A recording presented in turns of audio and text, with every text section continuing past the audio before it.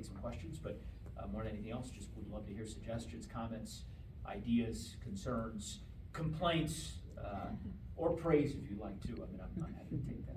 I'm kidding. It's not a shy group. I don't know, any folks?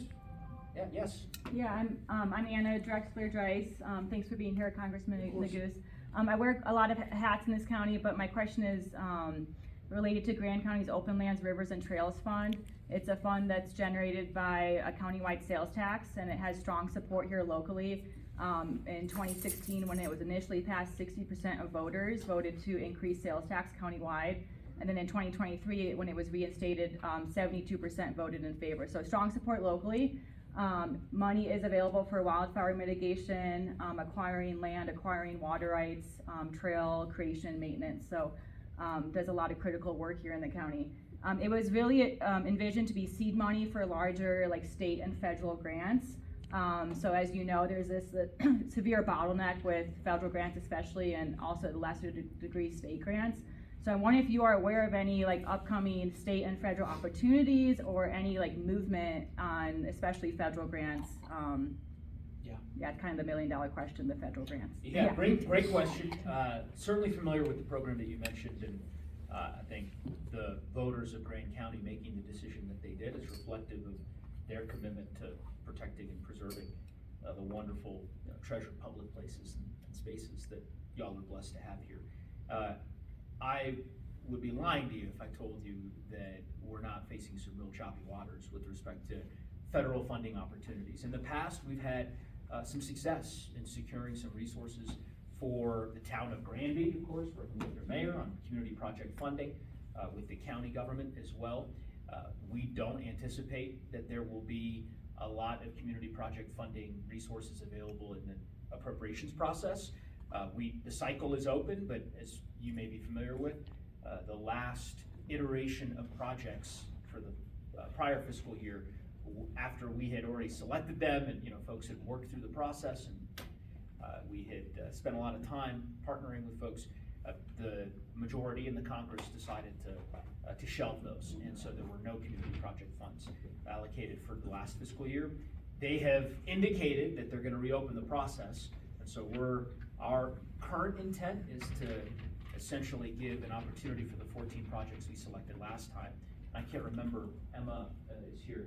There is at least one or two projects out of Grand County that were part of the fiscal year package last year that would be bumped, but I'm forgetting which. What was the sheriff?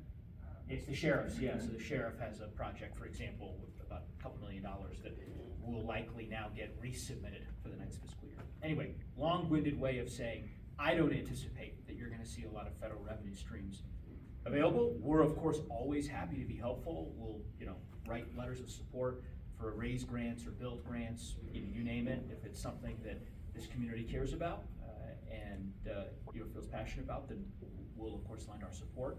And I would say, notwithstanding the perhaps negative take that I just provided on the grant opportunities, I would still encourage y'all to apply.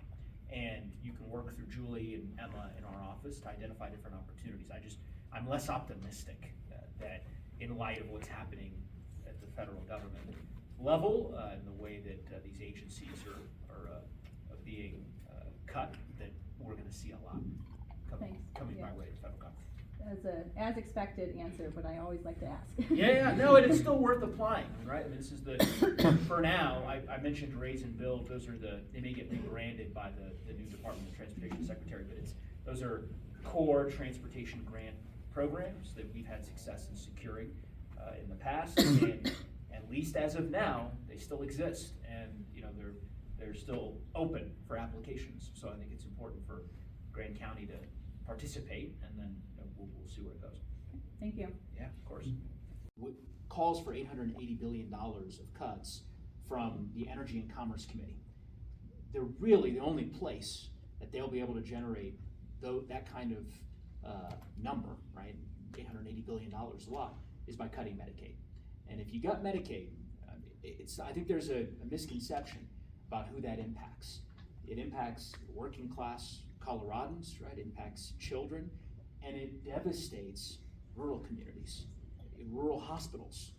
And you talk to folks in the rural parts of our state, that would include here in Grand County, but also, you go out further west, Grand Junction, or, down south, and they will tell you that if this bill ultimately is signed by the president, you're talking about a lot of people who are gonna lose access to healthcare, a lot of folks are gonna lose their jobs in rural parts of our state.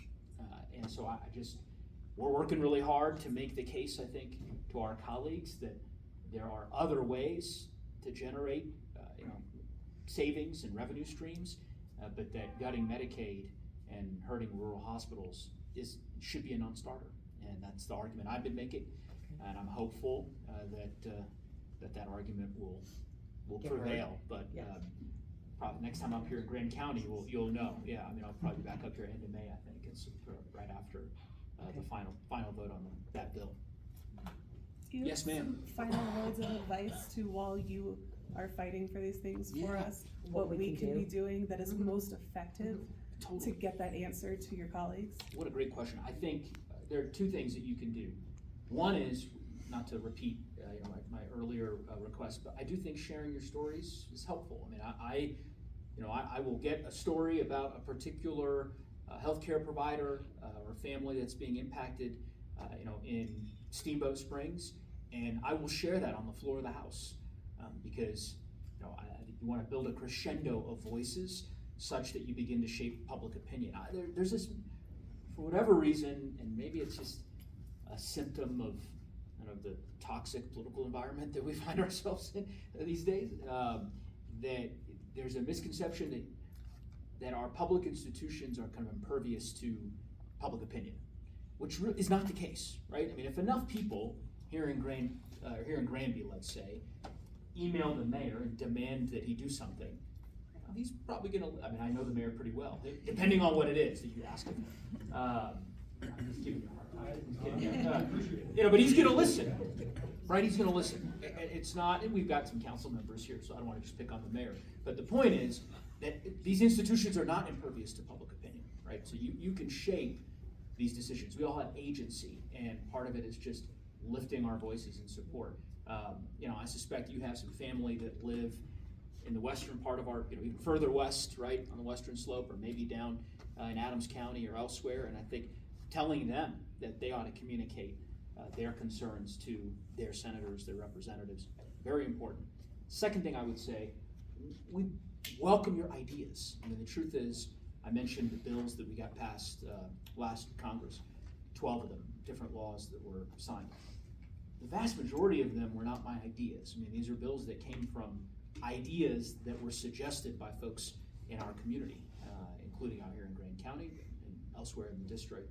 And so I would encourage you, send us a note. If you've got a really great new concept on childcare that you think we ought to take a look at, send us a note, tell Emma, I think Joe ought to take a look at this because it could be a really interesting proposal. And you'll be surprised, and we'll give you full credit, of course. I'll take some credit. Anyway, so those would be my two. And to let us know, whether you agree or disagree with my position. The reality is Grand County is a county where, as you all know, it's very politically divided. It's almost as close to a 50-50 county politically in terms of Democrats and Republicans as you can get in our state. And it's one of the reasons why I love representing the county, because I get the kind of full spectrum of views every time I'm up here. And my obligation is to represent everyone equally. And I take it seriously. It's why I'm here so often. And letting me know how you feel about an issue is important. And we may not agree at the end of the day, but it informs my judgment, informs how I prioritize what we're fighting for in Washington, and it matters. So that would be my request. But thanks for coming out on such short notice. I'm going to stick around. They're telling me that I don't want to keep It's nice to have you come here and listen to people and take the questions, because I think it just it solidifies this relationship even more. So thank you very much. Yeah, of course. So, My pleasure. Thanks for you coming guys out. for coming. Yeah.